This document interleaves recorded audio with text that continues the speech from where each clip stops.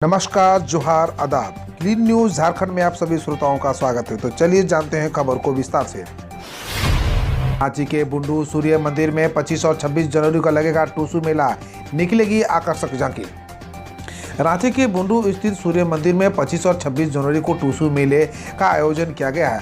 हर वर्ष की तरह इस वर्ष भी सूर्य मंदिर परिसर में 2 दिवसीय टूसू मेले को लेकर जोर शोर से तैयारी की जा रही है। इस टूसू मेले में बड़ी संख्या में पंच परगना सहित राज्य के विभिन्न इलाकों से लोग मेला देखने के लिए पहुंचेंगे। यहाँ न सिर्फ सांस्कृतिक कार्यक्रमों का आयोजन होगा बल्कि आकर्षक झांकी भी निकलेगी।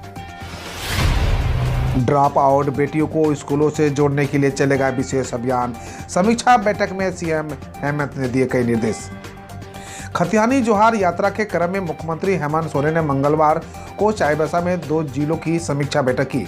सिमडेगा और पश्चिमी सिंहभूम जिलों में चल रहे विकास और लॉ ऑर्डर की स्थिति को लेकर सीएम ने पदाधिकारियों संग बैठक की। इस दौरान जहां ड्रॉप आउट बेटियों को विशेष अभियान चलाकर स्कूलों से जोड़ने का जोर दिया गया, वहीं ड्रग्स से संबंधित मामले की बढ़ोतरी और इसकी परेशानी रोकथाम के लिए पुलिस पदाधिकारियों को सख्ती से कार्रवाई करने की बात कही। उन्होंने समीक्षा बैठक में प्रगति रिपोर्ट को संतोष जाहिर करते हुए कहा कि सरकार की कई योजनाएं धरातल पर उतरी है, वहीं कई योजना की रफ्तार में कमी है। उन्होंने पदाधिकारियों को हर हाल में सरकारी योजनाओं को धरातल पर उतारते हुए लाभुकों को लाभ देने की बात कही है।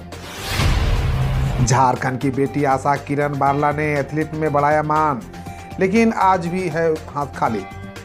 झारखंड की एथलीट बेटी आशा किरण बारला इस खिलाड़ी ने अपनी प्रतिभा से कई बार झारखंड का मान बढ़ाया। वर्तमान में देश की 16 साल की पहली एथलीट बनी, जिसका चयन सीनियर इंडिया के एथलेटिक्स कैंप टॉप्स के लिए किया गया।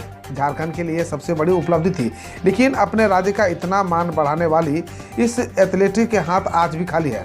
मार भात खाकर यहाँ तक की सफर तय करने वाली आशा को न तो आज तक कैश अवार्ड मिला और न ही स्कॉलरशिप। हालात ये हो गई कि इस खिलाड़ी के पास कैंप तक में जाने के लिए पैसे नहीं थे। गिरिडीह में नक्सलियों ने पुल निर्माण साइट पर छोड़ा पर्चा, संवेदक से मांगी 10 लाख रुपए की लेवी। झारखंड बिहार के सीमांत इलाके में नक्सलियों के द्वारा हस्तलिखित पर्चा छोड़े जाने का मामला सामने आया है। भेलवा घाटी थाना क्षेत्र के महेश किशोर गांव के समीप नव निर्मित पुलिया पर पर्चा रखा हुआ मिला। पर्चा में धरतमरी से भेलवा घाटी तक बन रहे सड़क का पुल पर रोक लगाने और पुल व सड़क निर्माण में लगे कंपनी के संवेदक से पैसे की मांग की है। अफगानिस्तान व राजस्थान में साइक्लोन का झारखंड पर क्या होगा असर, 27 जनवरी तक कैसा रहेगा मौसम। अफगानिस्तान में पश्चिमी विक्षोभ साइक्लोन में तब्दील हो गया है।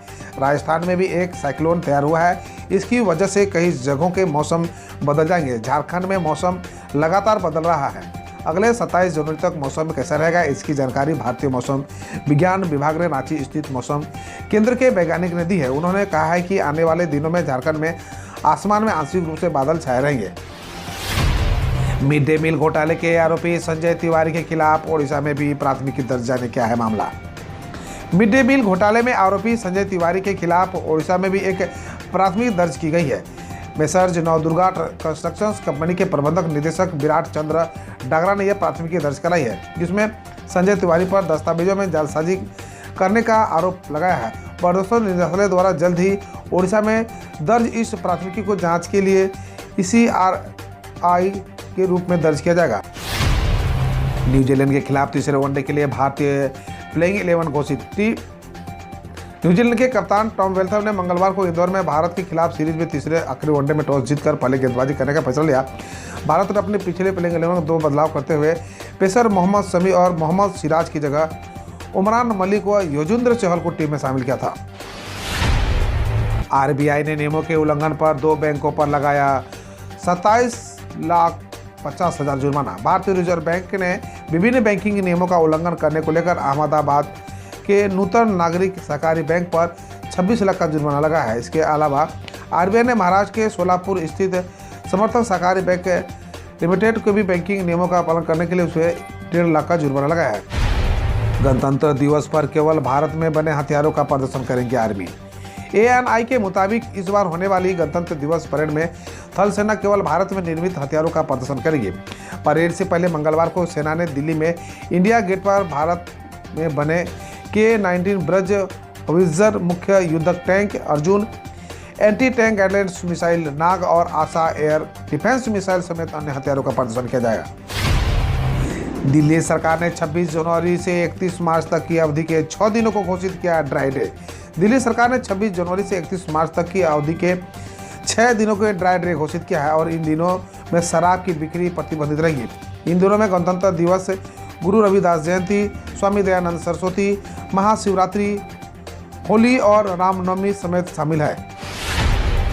कफ सिरप से हुई मौतों पर तुरंत कार्रवाई करे WHO।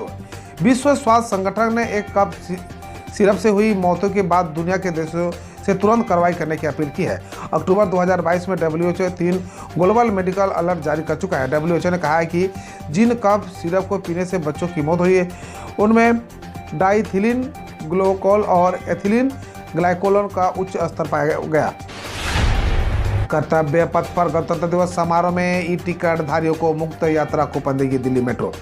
कर्तव्य पथ पर होने वाले गणतंत्र दिवस समारोह में ई आमंत्रण पत्र या ई टिकट जारी लोगों को दिल्ली मेट्रो 26 जनवरी को मुक्त यात्रा कूपन देगी। इन कूपन पर यात्री सुबह 4:30 बजे से 8 बजे तक यात्रा कर सकते हैं और दोपहर 2 बजे तक एग्जिट कर सकते हैं। समारोह में 1000 सब्जी विक्रेता और रिक्शा चालकों को भी आमंत्रित किया गया है।